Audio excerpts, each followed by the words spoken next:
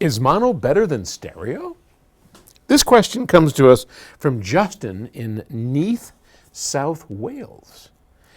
My burning question is all to do about mono versus stereo. I listen to mono with two speakers, and I do it because I think stereo is a gimmick. I bought the Beatles mono collection, which is great. I could not believe how good it sounds in mono. And yes, you are right. It definitely sounds wonderful. I hear people say you have to have stereo to create a three-dimensional image. I'm not so sure about that. I could perfectly hear the vocals in the center of the speakers. One thing I'm not too happy about with stereo sometimes is when drums are played in the left speaker and vocals are sung in the right speaker. I know it may not be for long, but it jars my enjoyment of the track. What's your take on it? Well, I think there's a number of things going on here, Justin. And first off, let me suggest that, yes, the Beatles mono albums, the very early Beatles, are terrific recordings. I still have a few of those, and I too listen to those in mono. And the later versions they did, where they took those same mono tracks and they mixed it into stereo, that's where you'll hear this goofy ping pong stereo where the left channel has a guitar and the right channel has some voices, and that's definitely not what I would call stereo.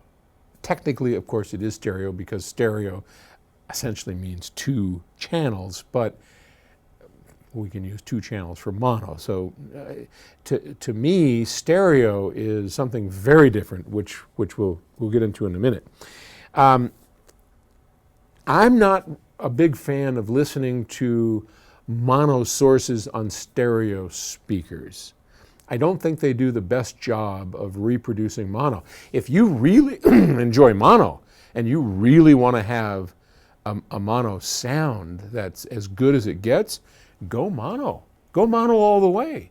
There are some great systems that I've heard in my nearly half a decade of doing this, and those systems are a single speaker set up properly in the middle of the wall where you're listening, and you have a mono source, and you have a mono set of electronics, and a properly designed mono speaker like Voice of the Theater, Altec Lansing, JBL. There's some really good stuff out there that you can still find. And surprisingly enough, it's kind of expensive.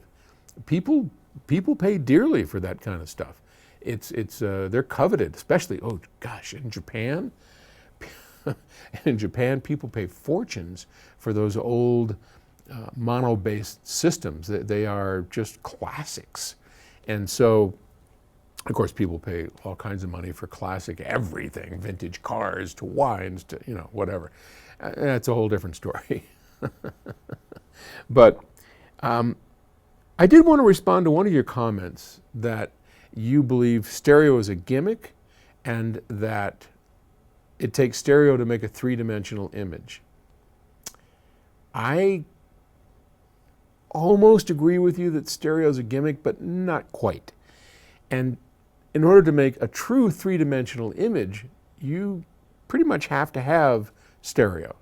That's just my opinion. Now, I know people will tell you on a great mono system, you can hear imaging, you can close your eyes, the speaker can disappear, but a three-dimensional image, in my mind, maybe I'm just too much of an engineer and I take this stuff too literally, but a three-dimensional image has multiple dimensions, which defines those terms, if you will.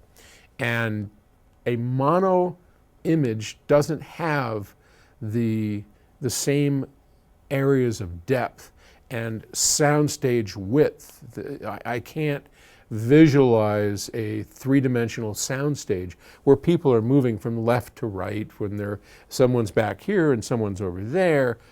There's height, there's depth.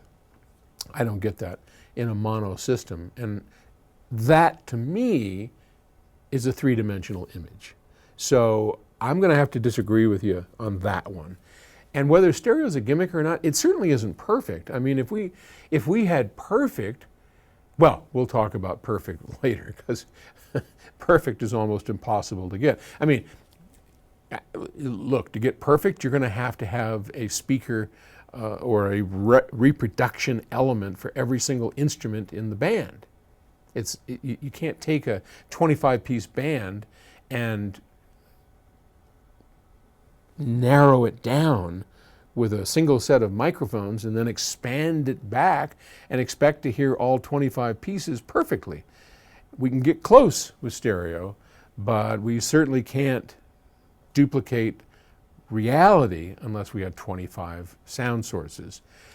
And there's a lot of debate about that. I mean, you come here and listen to Music Room 1 or 2 or even Music Room 3, and you'll hear extraordinary reproductions of three-dimensional sound where you can suspend disbelief and for a moment buy into the idea that there are musicians in the room.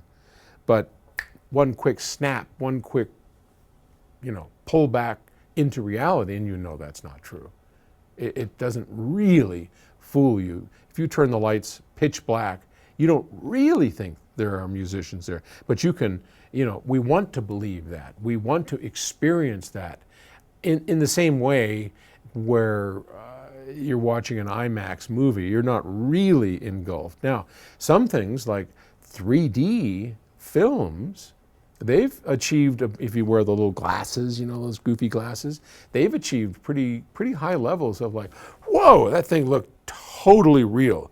And you can almost believe that thing is in that object that's flying around is in the theater. And I've heard people gasp. And we haven't quite got there yet with sound, although there have been people, Edgar Tournay has done some great work on that where, special earphones with special recording techniques and playback techniques that measure your head, where it's moving, where you're moving, because that's pretty much what you have to do.